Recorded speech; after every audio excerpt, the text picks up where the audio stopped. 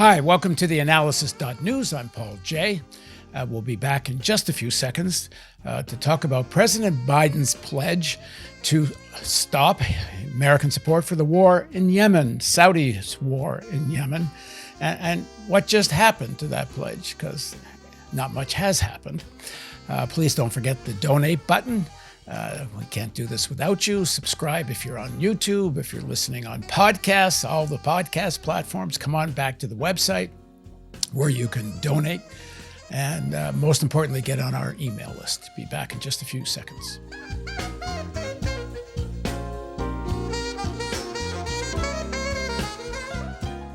In a September 2021 article by Annelle, Sheline, and Bruce Riedel, they wrote, when Joe Biden included ending the war in Yemen as a key goal during his first foreign policy speech as president, he was breaking with his predecessors. Donald Trump had backed the Saudis and the Emirates, even using a presidential veto to stymie a congressional attempt to end U.S. involvement in the war. When Mohammed bin Salman, then Saudi defense minister, launched his military intervention in Yemen in 2015, Barack Obama decided to provide assistance, a Faustian bargain aimed, unsuccessfully, at tempering Saudi criticism of the Iran nuclear deal. Biden's decision to prioritize Yemen by appointing a special envoy, as well as reversing Trump's designation before leaving office of the Houthis as a foreign terrorist organization, raised hopes that a greater emphasis on diplomacy from the U.S. might finally move the devastating war towards resolution. Yet almost 8 months later, little has changed. Well, that was back in September, and now we're a few months ahead, and still nothing much has changed, except maybe it's getting worse. In a joint statement, the United Nations Special Envoy and the Humanitarian Coordinator warned last week that January will almost certainly be a record-shattering month for civilian casualties in Yemen. Now joining us is Annelle, Sheline, who's a research fellow at the Quincy Institute, and Trita Parsi, the executive vice president of the Quincy Institute. Thank you very much for joining us. Thank you. Thanks for having us. And now, why don't you kick us off? First of all, give some basic context. Why is this war? Why are the Saudis in Yemen to begin with? I know it's complicated, but a lot of the viewers, aren't up to speed or have forgotten. So give us some of the basic background and why does this never seem to end? Well, your intro was great, as you mentioned. Well, it was great because I just read you. I read your article. You wrote the intro, so that's why it was great. Go on. Well, you picked out some important context. I know it can seem very complicated. I'm sure perhaps some of your viewers they're aware that Yemen is in crisis and it pops up, but it's sort of unclear why is it in the headlines most recently. The reason it's in headlines now is because we have seen an escalation in violence. We've seen the Houthis firing missiles and drones at the UAE, and they had essentially ceased doing that after the UAE withdrew most of their forces militarily at the end of 2019. And now that the UAE has gotten re-involved, we're seeing an escalation. The Houthis essentially saying, back off the way you were before and we'll leave you alone. Let me just add, just quickly, is there fairly definitive evidence it actually was the Houthis that fired that missile? There is fairly definitive evidence that it was the Houthis. This came up also with the attacks on Abqaiq, the oil facilities in Saudi Arabia that the Houthis claimed, although ultimately it was decided that it was more likely that that probably came from Iran, although my understanding is the jury is still out there. But, essentially the part of why the US is so concerned about this is because the missile that was launched was targeting or could have potentially hit US service members stationed at the Al Dhafra Air Force Base near Abu Dhabi in the UAE. And so this is why we might see the Biden administration reverse their position. So one of the first things Biden did when he came into the White House was to lift the designation of the Houthis as a foreign terrorist organization. That was one of the last things Trump had done. And the concern there was just that it was going to have a devastating humanitarian impact, and also that it wouldn't necessarily affect the Houthis' ability to fight their war all that much, just because they are not particularly plugged into sort of the international economic system. I mean, the fact that they're designated doesn't necessarily affect them. What it would affect would be the ability of humanitarian organizations to interact with them legally in a way that they could distribute aid to the 25 million Yemenis that live in territory that is controlled by the Houthis. And again, why you see periodically these horrifying images of starving Yemeni children. 16 million Yemenis are very much at risk of death from starvation right now. And that would get worse if we did see the Biden administration decide to shift to reverse their position and redesignate the Houthis. But they might do it, given that the Houthis are now targeting US service members in places like the UAE. The UAE has requested this. Saudi Arabia would certainly like that.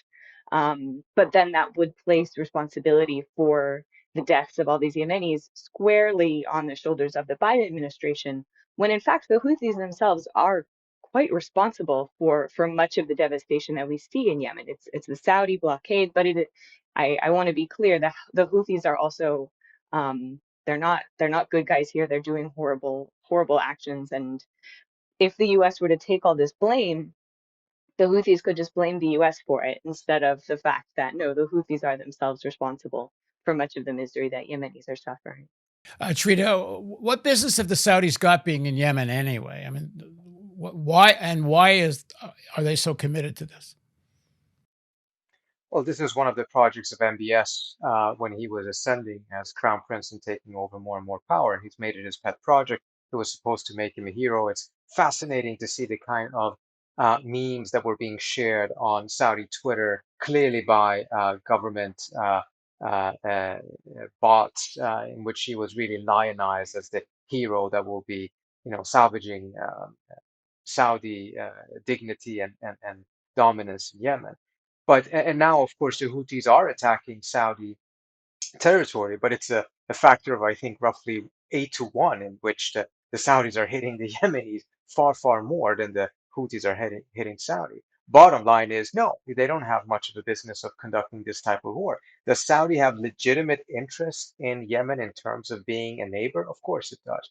But that interest does not justify the type of interference, particularly not the type of kinetic interference that the Saudis have conducted. Moreover, the question is, what business does the United States have in all of this? And frankly, we don't have any real interest in this. We should not be on the side of the Houthis, nor should we be on the side of the Saudis.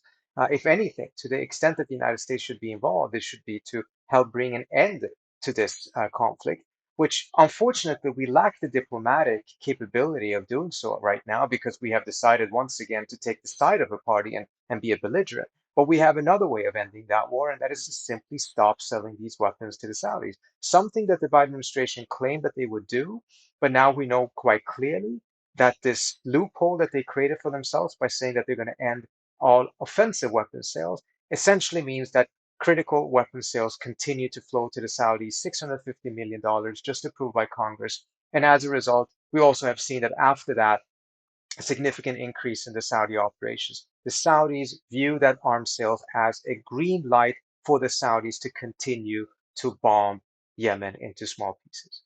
Now, you said the Houthis are also responsible for some of the humanitarian crisis or issues. And I guess that's going to be true in a civil war, no matter what. But it's not the underlying issue here is that the Saudi intervention in Yemen is out and out illegal. I mean, under the UN Charter, Yemen would have to be an imminent threat to Saudi Arabia to justify an intervention. And obviously they weren't. This is practically colonial what the Saudis are doing. Am I right? You are, but it's really quite disappointing the role that the UN has played here, because don't want to get too much into the background on Yemen, but the previous president of Yemen, Ali Abdullah Saleh, agreed to step down after months and months of protest. This was back in the context of the Arab Spring, so 2011, 2012. He steps down. His deputy, who was never in fact elected, but was sort of put in place through the support of the Saudis, He was then ousted when the Houthis took over the capital city of Sana'a. And then that precipitated the Saudi intervention. And then almost immediately, the UN authorized this Saudi intervention under the auspices of UN Security Council Resolution 2216, which remains the operating framework under which the international community engages on Yemen. And this essentially reflects the sentiments of the UN at the time, which was that the Houthis were to blame and the Saudis were legitimately involved to try to reinstate President Hadi and continue the democratic transition in Yemen.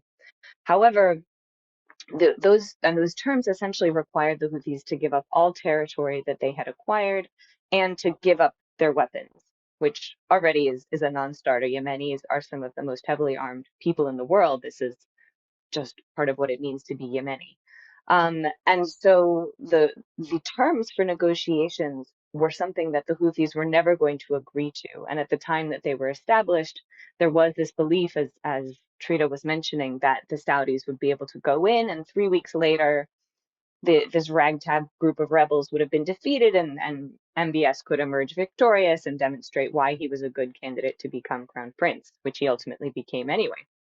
Instead, what we've seen is what happens so frequently when you have a foreign invader devastating the local population, even though many of those local people may not actually love the group that claims to be fighting on their behalf. There's a nationalist sentiment that coalesces behind them because, of course, people, this sort of internal Yemeni fight of who's going to control Yemen. Is it the Houthis? Is it, we also have secessionist forces in the south that would like the independence of South Yemen to be reestablished. You have all of these competing groups, and the reason we continue to see such a long running war in Yemen is not so much necessarily that the Yemenis cannot figure this out for themselves. It's that we're seeing this inflow of foreign resources, of weapons and money from the Saudis, from the UAE, from the US being involved in this and continuing to sell weapons here, the UK, France, that the permanent members of the UN Security Council are competing with each other for these lucrative military contracts to continue selling to Saudi Arabia and the UAE. On the other hand, you do have Iran continuing to send support to the Houthis, which was one of the initial reasons Saudi Arabia justified their involvement. But Iran, again, it's sort of this question of scale. As Trita mentioned, you think about the role that the Houthis are playing in devastating the civilian population. It is minuscule compared to what the Saudis are able to do because they have an air force and they have bombed for the past 7 years civilian infrastructure. That's what is devastating Yemen. Similarly, the Iranians can send support to the Houthis. At this point, they've transferred the knowledge of how to rig a cruise missile, for example, and the Houthis are able to do this. Even if you know Iran, for example, was interested in telling the Houthis to stop, at this point, it is not clear that the Houthis would necessarily really listen to Iran. They have the knowledge they need, and from Iran's perspective, it's useful for them to have this group that needles Saudi Arabia and causes the Saudis to spend hundreds of billions of dollars in Yemen every year on what is only an escalating source of threat to them because the Houthis have gotten better at launching these projectiles, and from the Saudis' perspective, this is a complete strategic debacle because what started as what seemed like a minor issue that they could just go in and handle 7 years in is now in fact a much more major security threat, which is what the Biden administration is using to justify our ongoing involvement, when actually what needs to happen is the Saudis need to withdraw and then the Houthis would stop firing at them. Trita, why did Biden make this promise in his campaign? The Americans have never held the Saudis accountable for anything. Even 9/11, the Joint Congressional Committee led by Senator Bob Graham clearly came out and said the Saudis were directly involved in those attacks. Now, whether he's right or wrong, he's a fairly authoritative source, and almost nothing was done to follow up on that. After the killing of Khashoggi, all kinds of rhetoric and whatever, so why did Biden even make the promise? So I think there's a couple of things that have happened. First of all, remember back then, during the campaign, it was good politics to be tough on the Saudis. Take a look at the number of Democratic primary candidates at the time that were criticizing the Saudis. Look at where the grassroots of the Democratic, particularly the progressives, were. Keep in mind that two major bills or efforts by the Obama administration in support of the Saudis were blocked and stopped by Congress at the time. And, you know, Saudi Arabia is polling very, very badly on Capitol Hill. So I think there's an element of that. But I think there was also an element of the administration, perhaps back then, thinking in a bit more creative terms. I mean, Biden did not have to go out and say, I'm going to make Saudi Arabia the pariah that it is. He was very clear about the manner in which he was going to be very tough on Saudi Arabia. And perhaps he was a bit motivated, of course, by the major beer hugs that the Trump administration was giving the Saudis. What I think has happened since then is that the folks at the NSC have been trying to chart out what their strategy is going to be in a broader sense. And instead of going back to what they originally were thinking, which was to begin some significant withdrawals from the Persian Gulf, instead, the focus on China has led them to a view in which they believe keeping the alliances that the United States have or partnerships that it has is going to be a key element and asset in the broader competition with China. As a result, we're going to go back to what Brett McGurk in the NSC is talking about, back to the basics of our Middle East policy. Do away with what he called the excesses, such as regime change wars and efforts to transform the region, and just focus on strengthening alliances. Keep in mind, in Washington, D.C., strengthening alliances, standing by our allies is seen as interests per se. It's seen as an all good thing. So that's the language they've been using, but I think it's also the thinking that they've been using. Well, if we put that at the center of our foreign policy, strengthening our alliances, standing by our allies, well, frankly, we're going to see pretty much the same foreign policy as we've seen before, even if we manage to avoid some of the excesses, such as Iraq invasion and things of that nature. Those are, at the end of the day, outgrowths, logical outcomes of that same very basic foreign policy. But it means that by putting our allies and the alliances at the center, we're going to be following the lead of these so-called allies and partners. And that's very much benefiting the Saudis right now. They want the United States to support them in Saudi Arabia, in Yemen. And their card that they're playing against the United States is, well, if you don't, we're going to slowly but surely move closer to China. And because of the overall objective is to have this competition with China, we're willing to not only give a lot, but probably increasingly give more than what we've given in the past to very, very reckless allies or partners such as Saudi Arabia. So my fear is that if that is where the thinking of the administration is on this issue, this is probably just the beginning. We might see much worse than just this. I was looking the other day at Chinese arms exports, uh, and one of the growth areas for Chinese arms sales is Saudi Arabia and the Emirates. And I would expect the Saudis are doing that just to sort of tweak the nose of the Americans to say, we do have some alternatives here. I don't know how serious that is, but I take your point here. And now, can you? If I could say something, Yeah, go ahead. Yeah. The Saudis will go ahead. They will buy missiles or technology and other weapons from the Chinese. The Chinese will happily sell them to whoever buys them.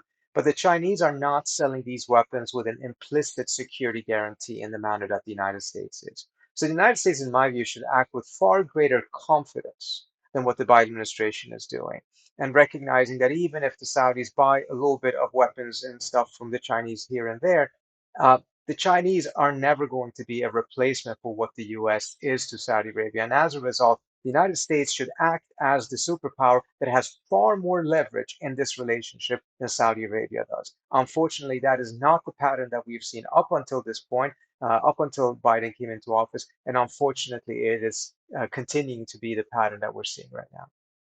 But isn't part of the issue too is not just the Saudis as customers for arms, but the amount of Saudi money in American corporations. they're major investors in the financial sector, in the arms sector themselves. They're big owners of American companies. So you've got this sort of geopolitical picture, but then you have this kind of influence that the Saudis have at a more direct level internally in the American politics. Annelle, you have something on that? Yeah, I mean, by that argument, we should see different policies towards China, given the amount of investment that China also has in our economy, and yet we're continuing to see very bellicose rhetoric aimed at China. I think in many ways, unfortunately, this just reflects more sclerotic thinking that for decades the United States has given in to Saudi preferences and has treated Saudi Arabia in ways that as you said, the American people have consistently just found so confusing. Why are we so close to this regime that acts in ways that are so inimical to American values? And for a long time it had to do with oil, that we were simply so dependent on Saudi oil. There was really nothing else that we could do other than try to keep them happy and keep, prices low at the pump. But now that that is no longer the case, and the US exports more oil than Saudi Arabia does, we do not need to continue to be bound by this old pattern of behavior. And unfortunately, I think this does reflect the fact that we have a president who is elderly and has a certain way of thinking about the role that Saudi Arabia plays for the United States and isn't really thinking hard about how to shift that relationship. Obviously people will say, well, Saudi, is remains a very important source of oil, and that can influence the price and da da da da da. But I think the point there is just it would be in the US's interest to continue to move away from dependence on fossil fuel in general, and to continue to bolster our own energy independence, and to not continue to pursue policies that further sort of entrench us with Saudi interests. Unfortunately, another crucial factor to mention here is also Israel, and the fact that under the Trump administration we saw the Abraham Accords. Obviously, Saudi Arabia did not join those accords, but there was a lot of optimism that they might later. It's something that Mohammed bin Salman continues to coyly hold out, that he might sign a normalization agreement with Israel. And unfortunately, what we've seen is that the Abraham Accords are essentially a big arms deal. We saw the UAE get F-35s out of them. That deal right now, we're trying to negotiate the terms.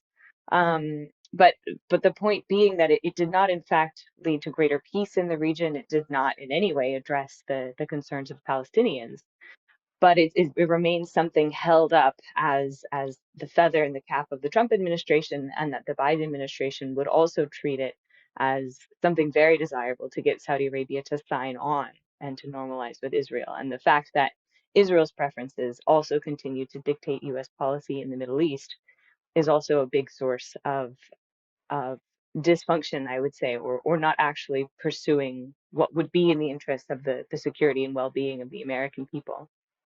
Trita, where are the balance of forces now in Congress on Yemen?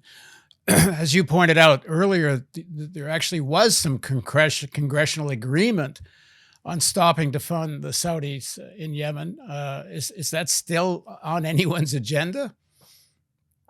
It is, and I think actually Annelle can speak more about that. Let me just say that, the sentiments on Yemen are still there. And I wouldn't discount that in any way, shape, or form. I think you have, various factors being involved right now, in which some, I think, are trying to give the administration a bit of a benefit of the doubt, in the sense that they think that the strategy of the administration is to move closer to the Saudi position, in order to give MBS a bit of momentum, and then use that momentum to provide him with a face-saving exit from the war. This is something that Annelle and I have written against. We don't believe it will work that way. If MBS is going to get some momentum, he will use it to expand the war, further increase his demands, rather than actually taking that face-saving exit. And the only thing that will be the difference is that more Yemenis will die. But some on Capitol Hill, I think, have been willing to give the administration the benefit of the doubt to see whether that strategy works or not. I think relatively soonish we will see that it doesn't work, and then at that point it will be more relevant perhaps to see, okay, are those very same forces there to put an end to this war, or have they truly shifted their position and not just given the administration the benefit of the doubt? And now I'm sure you have tons to add to that. Yeah, go ahead, Annelle. Yeah. I mean, I think one thing that is a bit unfortunate is that we saw a lot more action from Congress, and it's understandable that the Democrats would push very hard against Trump as a Republican president, such that we saw a successful war powers resolution pass Congress in the spring of 2019, which Trump ultimately had to veto. But this would have ended all U.S. involvement in the Yemen war, all sorts of maintenance and spare parts from provision for the Saudi Air Force, and would have finally ended US complicity in this war. Trump vetoed that. So there's a push now again for new war powers resolution, essentially to say the same thing again. But what we're seeing, unfortunately, is some, especially Democrats who were so ready to oppose Trump on this, are trying to play along with the Biden administration. As Trita was saying, the strategy seems to be that if the US does give the Saudis some more support, then they'll be able to leave Yemen, to exit the war in a way that allows MBS to save face.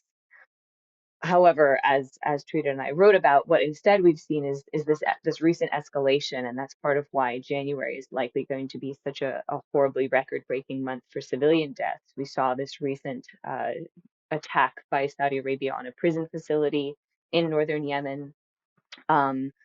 Just the levels of violence A are prison facility, but a lot of migrant families were kept there, right? It's not.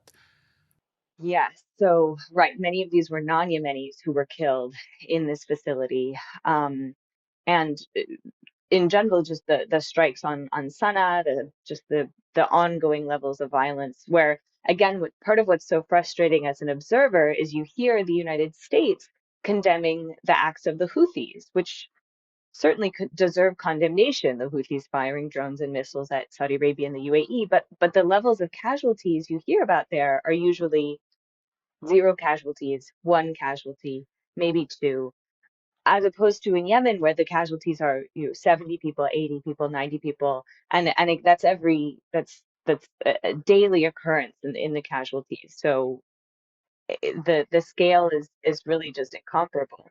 Why do you say the Houthis firing a missile at a country they're at war with? I mean, why shouldn't they? Well, precisely, and this gets to the fact that if the Biden administration redesignates the Houthis as a terrorist organization, it's unclear, not that legal arguments have necessarily governed who the U.S. designates as a terrorist, but again, the Houthis are targeting military targets, and that is a legitimate action for a military actor to take against another enemy military actor. Um, so again, not that the U.S. has necessarily conducted the war on terror in a way that's really in keeping with our own laws. But just in general, we hear the U.S. continuing to condemn what the Houthis are doing, and we don't hear any condemnations for when the Saudis attack and the numbers of civilians killed, or the internet being knocked out in Yemen, or they're targeting port facilities and airports and food facilities and hospitals, and Yemen is just so completely devastated, and the fact that sort of the life of someone in Saudi Arabia or the UAE is seen as so much more valuable than these hundreds of thousands of Yemenis who have already been killed by this conflict. If I could just add one comment, Yeah, sure, Paul. go ahead. At the end of the day, we have to go back to the fundamental question: to what extent are the Houthis or anyone else there an actual threat to the United States that then warrants any US involvement, whether it's to arm or to actually fight or provide intelligence to anyone in this conflict? There is no such thing. Even when the United States or the Biden administration right now tries to justify it, they're not saying that they're a threat to the United States. They're saying that they're a threat to Saudi Arabia. But Saudi Arabia has invaded Yemen, is interfering there. So it is not from an international legal standpoint, unjust for the Houthis to strike back at the Saudis, mindful of the fact that they have invaded the country. But I think it further also shows that now, if we have a situation in which the Houthi attack against Abu Dhabi actually was targeting the US base, and we don't know for certain if that was exactly what the target was, but if that is the case, well, then it's shown that this logic has now reach its final conclusion, endpoint, which is, well, they weren't a threat before, but after 7 years of the United States interfering and siding with the Saudis and providing them with all of these lethal weapons, now they are. How on earth has that made the United States more safe? How on earth is that actually advancing American security? It is not. It's that it shows it's a perfect example of us just blindly siding with any party because they happen to be a security partner without us using any of our own cognitive faculties to figure out, is this really something that we should be doing? Does this make sense? It actually makes us less safe. Because if we have a situation in which the Houthis start attacking the United States on a broader scale, whether it's in the region or however they yet may do so, we have just earned an enmity that didn't exist before. Yes, it's true, they were issuing slogans of death to America. Well, if we're going to say that we're going to go to war with everyone who, shout slogans here and there in the world, and indeed, we're always going to be at war, and it's always going to be at endless wars. Well, there's a lot of money to be made in endless wars. Just quickly, where are we at on the Iran agreement, nuclear agreement? Well, the next week or so is going to be quite decisive, it appears. The two sides have taken roughly a week break. They're going to be on break no later till Friday of this week, in which they're going back to their capitals to make sure that political decisions are made as to how they proceed, which means that there's been some significant proposals put forward that both sides need to react to at this point. And there's been a bit of effort to create a situation in which, this is some sort of a climax, a real tough decision needs to be made here. And if it is made positively, then I think we may be seeing a breakthrough this month. If not, we're going to see a very negative situation in which the United States essentially is hinting at going back to a strategy that the Biden administration itself is saying does not work, has not worked, and has caused us to be in this bad situation, which is this maximum pressure approach of the Trump administration. But also, even if there is a success, and I certainly hope there is, I think there's still a decent chance that it could be, despite what I think was a very, very flawed strategy chosen by the Biden administration. Even if that is the case, I think one big difference that we're going to be seeing compared to what came out in 2015 is that back in 2015, once the JCPOA was signed, there was a bit of a positive atmosphere. There was a bit of optimism. There was a bit of political will on both sides to dialogue on a range of other issues, perhaps even address certain other concerns that the United States has with Iran and vice versa. The United States actually pushed for the Iranians to be included in the dialogue on Syria, recognizing that it couldn't be resolved without the Iranians at the table. So we saw that there was an opening for more diplomacy. It didn't end with the JCPOA, it started with the JCPOA.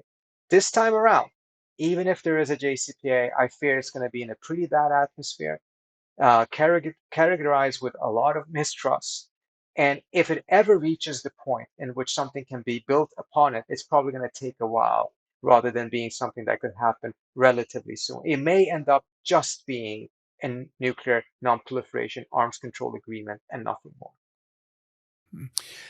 We were talking off camera just before we started the interview, and I was talking about this guy Zakharov. In the lead up to World War I, he used to sell machine guns to the Germans and then tell the French the Germans have it, so he would sell them machine guns to the French. I mean, how much foreign policy really is shaped by the military-industrial complex? I mean, the strategy makes no sense to me at all. Like, if China's the big rival, then why is the entire foreign policy seem to be directed at pushing Iran and Russia closer to China? I mean, it makes no sense at all, except it's very good for arms sales. You can justify another $1 trillion of arms sales if you're up against this alliance of Russia, China, throw Iran in, throw half the countries in Latin America might join in. It's the only rationality seems to be that it's about creating as tense a global situation as you possibly can. Anyway, Annelle, you get the last word. Well, that just reminds me, how much, for the past 20 years, DC has been so fixated on terrorism, which you really hardly hear about anymore. But one thing to keep in mind about Yemen is that the US had briefly partnered with the Houthis against Al Qaeda in the Arabian Peninsula, that they are fundamentally opposed to each other. And so again, as Trita was saying, it's just the height of irony that this group that we had previously worked in partnership with, now they perhaps after 7 years of belligerence will actually pose a real threat to the United States, whereas before that was not at all the case, and we were working with them against terrorists. Um, but as you were saying, the sort of terrorism narrative ran its course. They couldn't milk that for any more lucrative contracts, whereas put China and Russia together, and that'll get you some more money for your military.